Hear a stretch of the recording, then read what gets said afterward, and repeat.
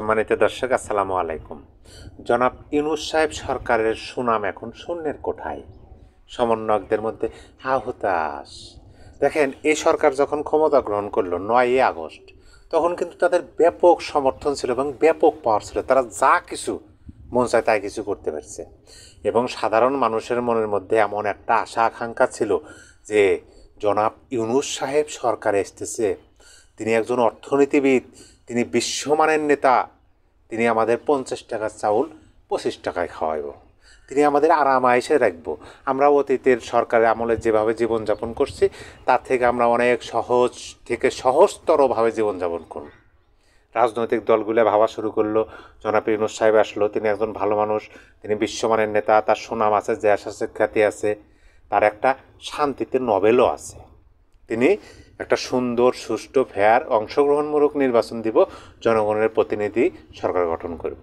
এগুলো কিন্তু চাওয়া ছিল। কিন্তু দিন যত যাইতেছে, যত দিন অতিবাহিত হইতেছে, তত তাদের প্রতি মানুষের, সাধারণ মানুষ থেকে শুরু করে রাজনৈতিক দলগুলো পর্যন্ত ধীরে ধীরে বিশ্বাস কমতেছে এবং সুনামও ধীরে ধীরে ধীরে ধীরে এখন কোথায়, শূন্যের কোঠায় চলে যাইতেছে। এখন দেখা যাইতেছে যে কিরে, 50 টাকার চাউল 80 টাকা দেখে না লাগতেছে। এখন আরও বেশি অরাজকতা, নিরাপত্তাহীনতায় ভোগা লাগতেছে। রাজনৈতিক দলগুলো দেখতেছে আহা, ঘটনা তো উল্টা ঘটে গেল, চাইলাম নির্বাচন, এখন দেখি কি, তারা নিজেরাই রাজনৈতিক দল গঠন করা নিয়ে ব্যস্ত। জনাব ইউনূস সাহেব প্রধান উপদেষ্টা, তিনি বলতেছে যে ছাত্ররা রাজনৈতিক দল গঠন করবে, তারা সারা দেশব্যাপী কাজ করতেছে, তারা ভালো কাজ করতেছে। কোথায় এই কথা বলছে? ফিনান্সিয়াল টাইমস, যুক্তরাজ্য ভিত্তিক সংবাদ মাধ্যমে। এই যে শূন্যের কোঠায় চলে এলো, তারপরে কি? সমন্বয়কদের মধ্যে ব্যাপক হতাশ, সমন্বয়কদের মধ্যে নিজেদের মধ্যে বাজা, নিজেরা মধ্যে ধাওয়া পাল্টা দেওয়া হইতেছে, একজন আর একজনকে ভুয়া বলতেছে। গতকাল রাতের ঘটনা, গতকাল এই আন্দোলনের সময় যে সমস্ত ছাত্র শিক্ষার্থীরা আহত হয়ে হাসপাতালে আছে, তারা রাজপথে নেমছে, তারা প্রধান উপদেষ্টার বাসভবনের দিকে যেতেছে, পুলিশ ব্যারিকেড দিয়ে বাধা দিচ্ছে। গভীর রাত প্রায় 12:30 থেকে 12:30-এর মধ্যেই বিশিষ্ট সমন্বয়ক হাসনাত আবদুল্লাহ ওখানে গেছে। তার যে কথা, তার যে চাহনি, সব কিছু দেখে আমার কাছে মনে হলো আহারে বেচারা ব্যাপক হতাশার মধ্যে আছে, ব্যাপক হতাশার মধ্যে আছে। কি বলবো, মানে ডাইরেক্ট বলতেছে যে এই সরকারের ব্যর্থতা।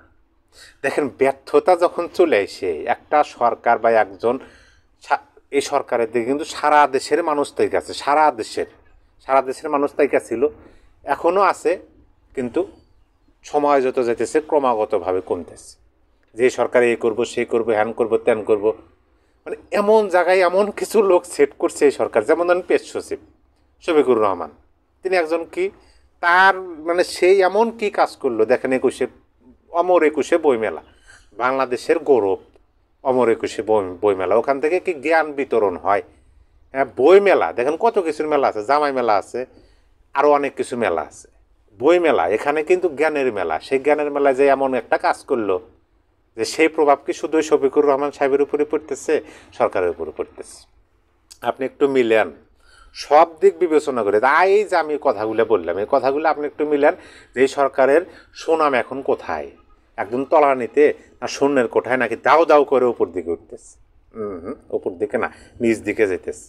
কারণ এই সরকারের কাছে মানুষের আশা ছিল বেশি, চাহিদা ছিল বেশি, ভরসাও ছিল বেশি, সবগুলো একবারে ঘুরে বালি মেরে দিছে। কারণ যখন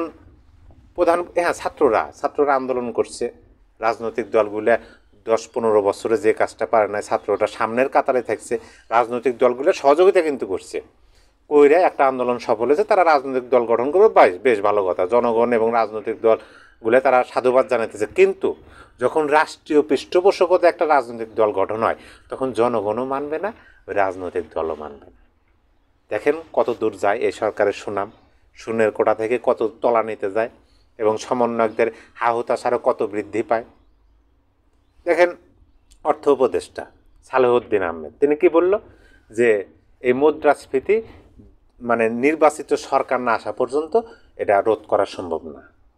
এটা আপনি কোন দিকে, এটা ব্যর্থতা তাদের, এটা তাদের ব্যর্থতা। কিরে উপদেষ্টা জনাব আসিফ মাহমুদ সাহেব, তিনি ছাত্র নেতা থেকে, সমন্বয়ক থেকে উপদেষ্টা হয়েছে, তিনি কি বলল যে এবারের আইপিএল আমাদের ব্যর্থতা, মানে আইপিএল তারা জমজমাট করতে পারে না। এই জমজমাট কেমনে করবে রে ভাই? প্রফিটসে যখন শিল্পীর দাম বেশি হয়, যে শিল্পী এসে যে অনুষ্ঠান মানে আইপিএল উপলক্ষে একটা শিল্পী এসে গান গাইব, তার যে মজুরি, তার যে হাদিয়া, তার চেয়ে ট্রফির দাম কম। এই যে ব্যর্থতা তারা শুরু করতেছে, মানে স্বীকার করা শুরু করতেছে, ক্রমান্বয়ে দেখবেন যে ব্যর্থতা ব্যর্থতা ব্যর্থতা ব্যর্থ হবে, কারণ জনগণের আকাঙ্ক্ষার তারা প্রতিফলন ঘটাইতে পারে নাই। তারা রাজনৈতিক দলগুলোকে হতাশ করছে, জনগণকে হতাশ করছে, করে নিজেরা রাজনৈতিক মানে ওই যে আমরা পড়ছি যে ভুই ফোর জমিদার, মানে হঠাৎ করে জমিদারিত্ব যে পায় তাকে ভুই ফোর জমিদার বলে, হঠাৎ করে পাওয়া তো, যার কারণে এরকম মানে কি অবস্থা। স্যার জনাব গোলাম মাওলানা রনি সাহেব, আমার প্রিয় স্যার, আমার ওস্তাদ, তিনি বলছে মানে এই সরকারি কার্যকলাপ ভেড়ার দলে বাছুর পদ্মানির মতো। আপনার মতামত কি? সবাই ভালো থাকবেন, সুস্থ থাকবেন, আল্লাহ হাফেজ।